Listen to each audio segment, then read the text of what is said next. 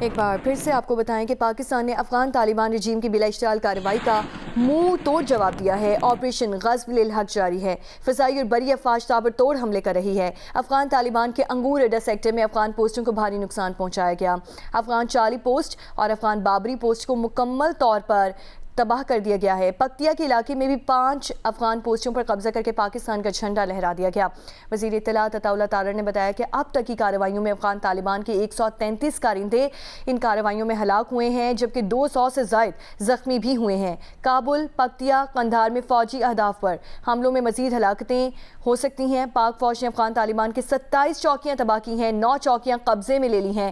جوابی کارروائی کے دوران 2 corps headquarters, 3 brigade headquarters, 2 اسلحہ ڈیپو بھی تباہ کر دیے گئے، 1 logistic base, 3 battalion headquarters, 2 sector headquarters, 80 سے زائد ٹینک، توپ خانہ اور بختر بند گاڑیاں بھی تباہ کی گئی ہیں۔ وطن کا دفاع کرتے ہوئے پاک فوج کے 2 جوان شہید ہوئے ہیں، جبکہ 3 زخمی بھی ہوئے ہیں۔ پاک فوج نے افغان طالبان کے کواد کاپٹر کے ذریعے پاکستانی چیک پوسٹوں پر حملے کی تمام کوششیں ناکام بنا دیں۔ افغان طالبان کی بلا اشتعال جارحیت باجوڑ میں مسجد کو نشانہ بنایا گیا۔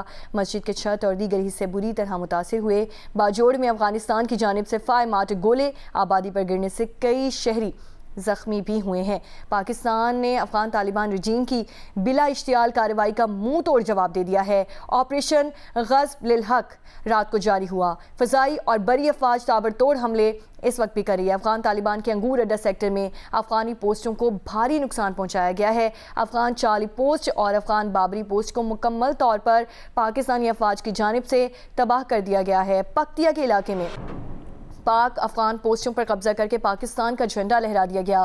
وزیر اطلاعات عطا اللہ تارڑ نے بتایا کہ اب تک کی کارروائیوں میں افغان طالبان کے 133 کارندے ان کارروائیوں میں ہلاک ہوئے ہیں، جبکہ 200 سے زائد زخمی ہوئے ہیں۔ کابل، پکتیا، قندھار میں فوجی اہداف پر حملوں میں مزید ہلاکتیں بھی ہو سکتی ہیں۔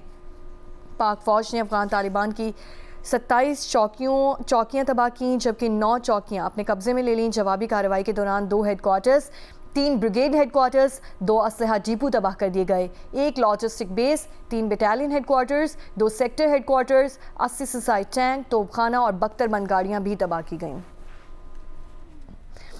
وزیر مملکت برائے اوورسیز پاکستانی اون چودھری نے افغان جارحیت کی شدید مذمت کرتے ہوئے افغان جارحیت کا منہ توڑ جواب دینے پر سیکیورٹی فورسز کو خراج تحسین پیش کیا ہے۔ اون چودھری کی جانب سے کہا گیا کہ پاک فوج کے شاہینوں کو سلام، جنہوں نے بر وقت کارروائی کرتے ہوئے دشمن کو مؤثر جواب دیا۔ خوارج اور ان کے سرپرست اپنے انجام کو پہنچیں گے اور انشاءاللہ رسوا ہوں گے۔ ریاست پاکستان تصادم نہیں چاہتی، ہماری امن کی خواہش کو کمزوری نہ سمجھا جائے۔ پوری قوم سیکیورٹی فورسز اور فیلڈ مارشل عاصم منیر کے ساتھ شانہ بشانہ کھڑی ہے۔ بھارتی پراکسی فتنہ خوارج کی شکست اس کا مقدر ہوگی۔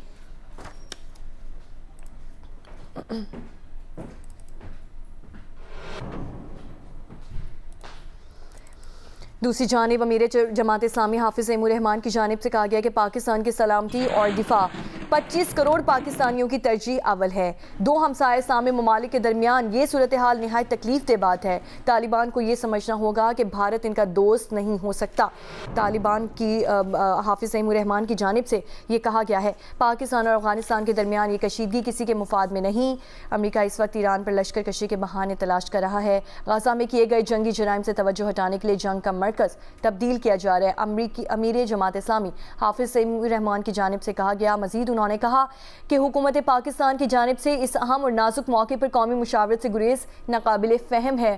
فوری طور پر پارلیمنٹ کا مشترکہ اجلاس بلایا جائے، تمام سٹیک ہولڈر سے مشاورت کی جائے۔ امیر جماعت اسلامی حافظ ایم الرحمان کی جانب سے یہ اہم بیان سامنے آیا۔ ان کی جانب سے کہا گیا کہ پاکستان اور افغانستان کا جنگ کی طرف بڑھنا انتہائی تشویشناک بات ہے۔